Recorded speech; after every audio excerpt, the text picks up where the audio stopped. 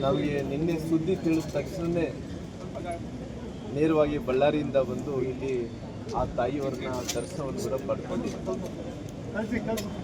ದೇವೇಗೌಡರು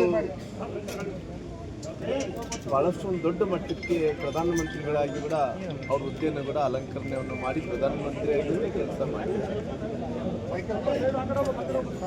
ಬಹುಶಃ 70 ವರ್ಷಗಳ ಸುದೀರ್ಘ ಅವಧಿಯಲ್ಲಿ ಆ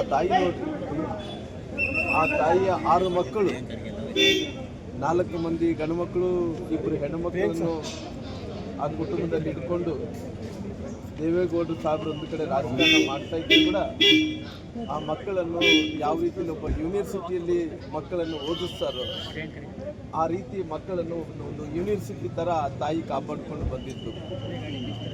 ಆ ತಾಯಿ ಏನು ನೋಡಿಲ್ಲ ಹೇಳ್ರಿ, ಎಲ್ಲವನ್ನೂ ಕೂಡ ನೋಡಿದಾಳ. ಆ ತಾಯಿ ದೇವೇಗೌಡರನ್ನ ಶಾಸಕರಾಗಿ ನೋಡಿದಾಳ. ಶಾಸಕರಾಗಿ ನೋಡಿ ಅವರು ಪ್ರಾದೇಶಿಕ ಪಕ್ಷವನ್ನು ಕೂಡ ಕಟ್ಟಿದ್ದು ನೋಡಿದಾರ. ಪುನಃ ಅವರು ಈ ದೇಶದ ಪ್ರಧಾನಮಂತ್ರಿಗಳಾಗಿದ್ದನ್ನು ಕೂಡ ಕಣ್ಣಾರವ್ರು ಕಂಡಿದ್ದಾರೆ. ಜೊತೆಲಿ ಸಂಸದರಾಗಿ ನೋಡಿದಾರ.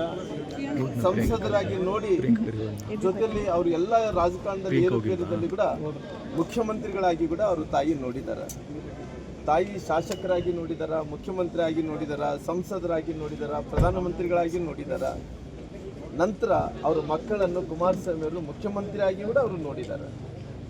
ಜೊತೆಲಿ ಸಾಕಷ್ಟು ಮಂದಿ ಮಕ್ಕಳು ರೇವಣ್ಣವರು ಆದಿ ಹಿಡ್ಕೊಂಡು ಡಾಕ್ಟ್ರುಗಳು, ಮಂತ್ರಿಗಳು ಅವ್ರ ಮನೆಯಲ್ಲಿ ಯಾವ ರೀತಿಯಲ್ಲಿ ನೋಡಿ ಆ ತಾಯಿ ಯಾವ ಸಂಸ್ಕಾರವನ್ನು ಕೊಟ್ಟಿದ್ದಾಳೆ ಅಂದರೆ, ಬಹುಶಃ ಕುಟುಂಬ ಬೆಳೀಲಿಕ್ಕೆ ಮೂಲ ಸ್ತಂಭ ಆ ತಾಯಿ.